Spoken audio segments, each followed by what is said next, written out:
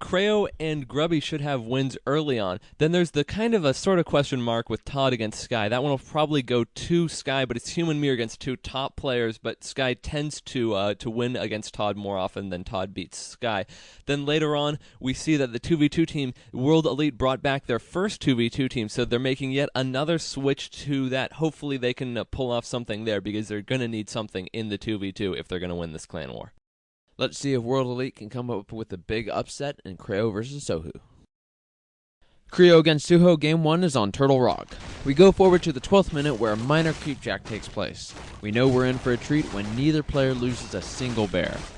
1 minute later, both players have broken into low upkeep and want to try out their new units. Creo focuses on the Demon Hunter, but Suho town portals out and gets the first 2 bear kills of the game. Suho's first bear lost comes in the final battle, as did the next 3 bears he lost. But in return, he dominated Creo to win the first game, giving World Elite a huge advantage. Creo dominated Game 2 on Twisted Meadows with mass ballistas. We rejoin the match in the 3rd game on Suho's map, Tyrannus Stand. Creo attacks first and uses that to grab a neutral hero and push into Suho's base. The advantage that Creo saw isn't there. Suho forces him to portal out with only an archer kill. Creo comes back with the advantage he needed while Suho techs to tier 3. Creo successfully pulls off the 3rd game victory to give 4 Kings their first point.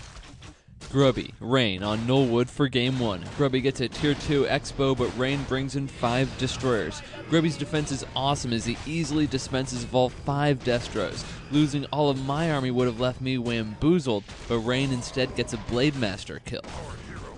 He gets right back into the game with enough Destroyers to shock a grown elephant. He's able to demolish Grubby's army, but eventually the Bat Riders come back. We flash forward to yet another battle at Grubby's expansion. This time it's a showdown of the heroes. Grubby gets a huge shroud, but he loses it. Ensnare comes out. The Blade Master is also hurting, but the Death Knight goes down.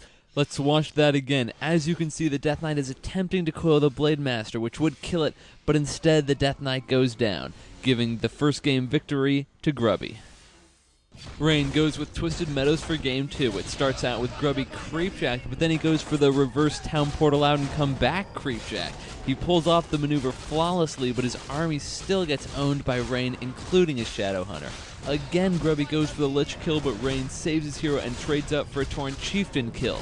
Finally, Rain shows us how to take down Orc heroes as he systematically takes down all 3. The Tauren Chieftain comes easily, but the Blade Master proves significantly harder with his pesky invulnerability potion.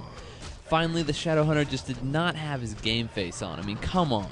Rain won Game 2 with a total of no fewer than 6 hero kills. The real action again starts with a Creepjack on Grubby. Despite the jack, Grubby still sends the Destroyers back to the ground. Grubby finally gets the Lich kill he's been looking for a long time. He adds dual level 5 heroes to that, and it equals yet another point for 4 Kings, bringing the score 2-0 in their favor. After a mediocre Game 1, Todd needs a victory in Game 2. Todd decides to expo while Sky picks up 2 Troll Berserkers and techs. If you ignore Sky saving 4 footmen while Todd not saving any, the game looks even. Sky must have mistaken Todd for an orc as he decides to tower push him. Sky never lets Todd's expansion kick in to allow him to recover. Sky provides a large amount of evidence for why his human mirror is the best in the world. For a second clan war, the win will go to the winner of the 2 vs 2. 4 Kings comes in undefeated with a record of 6 wins and 2 losses, played beautifully by the Night Elf Creo and Grubby going random. On the other hand, Sohu and Remind have 1 match played, a 2-1 loss to 4 Kings earlier in the winners bracket finals, before being benched for the first match of the grand final. Can Creo and Grubby prove their 2v2 team and 4 Kings are unstoppable, or will Sohu and Remind come back from being benched to give World Elite its first ever Warcraft 3 Champions League title? For Game 1, World Elite went with 2 Night Elves, which is exactly what Grubby got 3 times when these 2 teams played last. Creo was crippled early as World Elite used Mask Tier 1 to push their advantage. While Grubby didn't have the troops to help Creo, he quickly built up his army. World Elite got an early hero kill, but the Wyverns are just too much for them. 4 Kings takes a commanding lead, going on to Lost Temple for Game 2.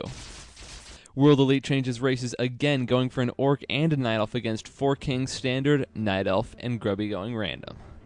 2v2 games on Lost Temple are always exciting, with tons of early battles around the creeps in the middle. Tauren Chieftain with 2 huge stomps, and he makes it out of this round as if by magic. That's a top play nominee. 4Kings takes an absolutely huge advantage by putting up an expo and by raiding Remind's burrows, bringing his food count all the way down to 10 food allowed. Without much of an option, World Elite fights a battle, looking for a glimmer of hope. As they look down the nearly pitch-black tunnel of victory, Sohu and Remind see a glimmer of light. With each kill, they step one step closer. Each hero kill a few more steps. The expo going down brings them a full 10 steps closer. By the final battle, the light is so bright, they're practically there. Grubby town portals in, but World Elite doesn't even care. In their minds, they've already won the game, and quickly 4Kings is forced to concede.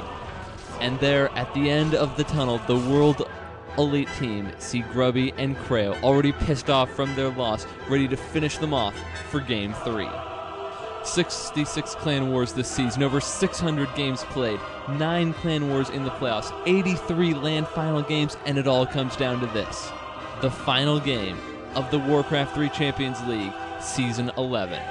Grubby and Creo, Remind and Sohu. It comes down to Twisted Meadows. All 4 players tech in a Night Elf Orc mirror match. 4Kings get straight to business with a Creepjack, but quickly get smacked around by World Elite. Their armies are destroyed like snow against a flamethrower. It's all they can do to just force a town portal. World Elite gives them no chance to recover as they dominate the game from start to finish, all 11 minutes and 48 seconds of it, and World Elite are WC3L champions. How did World Elite win this clan war?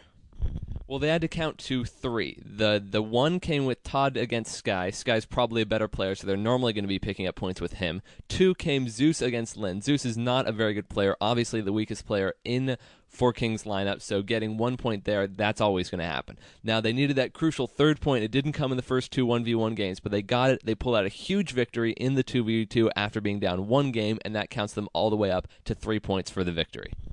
What did World Elite bring to win this championship? They brought 4 strong solo players, which is something that no other team really had this kind of depth in this tournament. 4Kings obviously has 3 players. SK's got massive gaps in their lineup with Deadman gone. And Meet Your Makers, some of their players just aren't at top form. So World Elite brought 4 good solo players at top form. On the other hand, they really didn't have the 2v2 team, and they really didn't need one until it came down to that final match where the 2v2 team pulled out the huge victory. Let's move on to the top plays, and this week we're doing a couple not top plays. First of all, Grubby's Shadow Hunter uses an invisibility potion to hide because he's fairly low, and then he just gets right out of it and attacks. A complete waste of close to 120 gold. Top play number 4. Here we have Sohu with a low-level parser. He's running away with a speed scroll. The militia gets in the way, and he's forced to TP. Here it happens again in the same game. Speed scroll looking to get away, and he doesn't. He dies this round.